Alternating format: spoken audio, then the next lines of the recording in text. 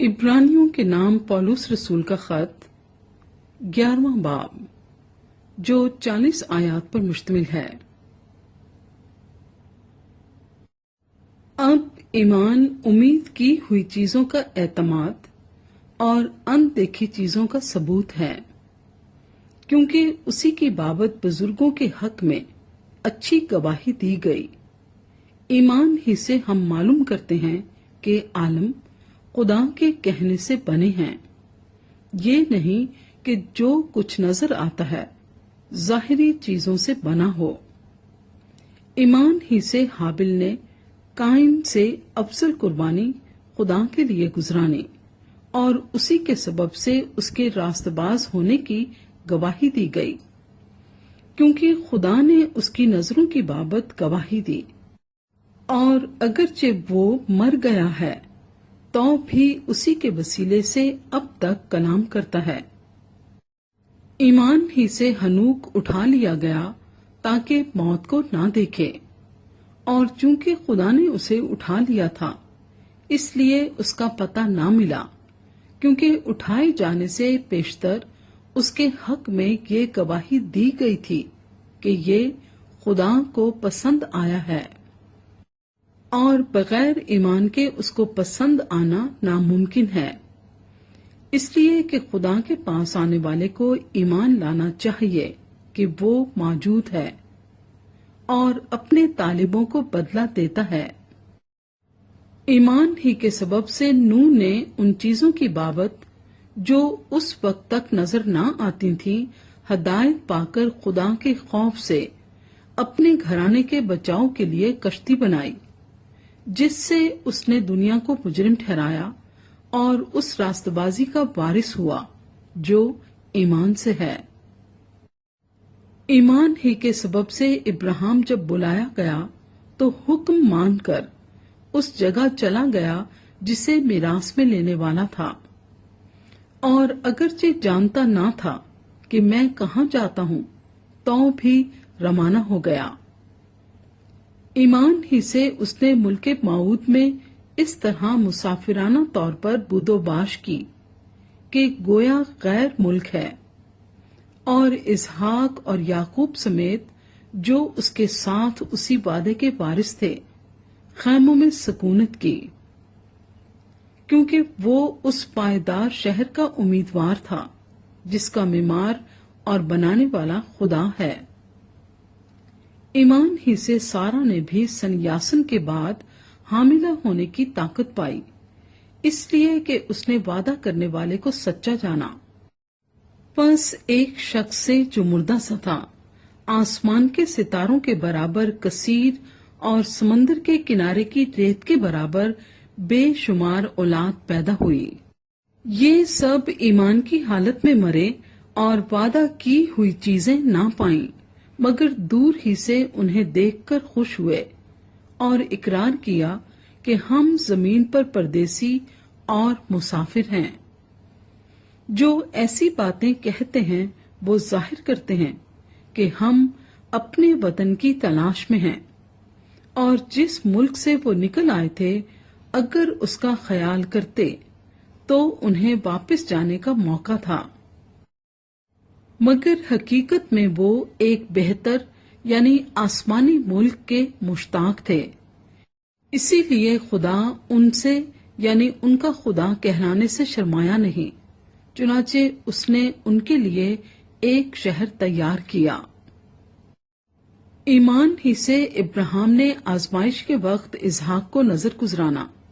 और जिसने बातों को सच मान लिया था वो उस इकलौते को नजर करने लगा जिसकी बाबत ये कहा गया था कि इसहाक ही से तेरी नस्ल कहलाएगी, क्योंकि वो समझा कि खुदा मुर्दों में से जिलाने पर भी कादिर है। चुनाचे उन्हीं में से तमसील के तौर पर वो उसे फिर मिला। ईमान ही से इसहाक ने होने वाली बातों की बाबत भी याकूब और ईसौ दोनों को दुआ दी। ईमान ही से याकूब ने मरते वक्त यूसुफ के दोनों बेटों में से हर एक को दुआ दी और अपने असा के सिरे पर सहारा लेकर सिजदा किया। ایمان ہی سے یوسف نے جب وہ مرنے کے قریب تھا بنی اسرائیل کے خروج کا ذکر کیا اور اپنی ہڈیوں کی بابت حکم دیا۔ ایمان ہی سے موسیٰ کے ماں باپ نے اس کے پیدا ہونے کے بعد 3 مہینے تک اس کو چھپائے رکھا، کیونکہ انہوں نے دیکھا کہ بچہ خوبصورت ہے اور وہ بادشاہ کے حکم سے نہ ڈرے۔ ایمان ہی سے موسیٰ نے بڑے ہو کر فرعون کی بیٹی کا بیٹا کہلانے سے انکار کیا، اس لیے کہ اس نے گناہ کا چند روزہ لطف اٹھانے کی نسبت خدا کی امت کے ساتھ بدسلوکی برداشت کرنا زیادہ پسند کیا، اور مسیح کے لیے لان تان اٹھانے کو مصر کے خزانوں سے بڑی دولت جانا، کیونکہ اس کی نگاہ اجر پانے پر تھی۔ ایمان ہی سے اس نے بادشاہ کے قہر کا خوف نہ کر کے مصر کو چھوڑ دیا، اس لیے کہ وہ اندیکھے کو گویا دیکھ کر ثابت قدم رہا۔ ایمان ہی سے اس نے فسا کرنے اور خون چھڑکنے پر عمل کیا تاکہ پلوٹوں کا ہلاک کرنے والا بنی اسرائیل کو ہاتھ نہ لگائے۔ ایمان ہی سے وہ بحر کلزم سے اس طرح گزر گئے جیسے خشک زمین پر سے، اور جب مصریوں نے یہ قصد کیا تو ڈوب گئے۔ ایمان ہی سے یریحو کی شہر پناہ جب 7 دن تک اس کے گرد پھر چکے تو گر پڑی۔ ایمان ہی سے رہب فاشا نافرمانوں کے ساتھ ہلاک نہ ہوئی، کیونکہ اس نے جاسوسوں کو امن سے رکھا تھا۔ اب اور کیا کہوں، اتنی فرصت کہاں کہ جدعون اور برق اور سمسون اور افتح اور داؤد اور سمویل اور نبیوں کا احوال بیان کروں۔ انہوں نے ایمان ہی کے سبب سے سلطنتوں کو مغلوب کیا، راست بازی کے کام کیے، وعدہ کی ہوئی چیزوں کو حاصل کیا، شیروں کے منہ بند کیے، آگ کی تیزی کو بجھایا، تلوار کی دھار سے بچ نکلے، کمزوری میں زوراور ہوئے، لڑائی میں بہادر بنے، غیروں کی فوجوں کو بھگا دیا،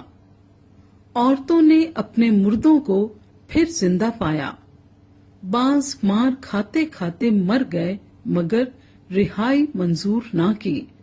تاکہ ان کو بہتر قیامت نصیب ہو، بعض ٹھٹھوں میں اڑائے جانے اور کوڑے کھانے بلکہ زنجیروں میں باندھے جانے اور قید میں پڑنے سے آزمائے گئے، سنگسار کیے گئے، آرے سے چیرے گئے، آزمائش میں پڑے، تلوار سے مارے گئے،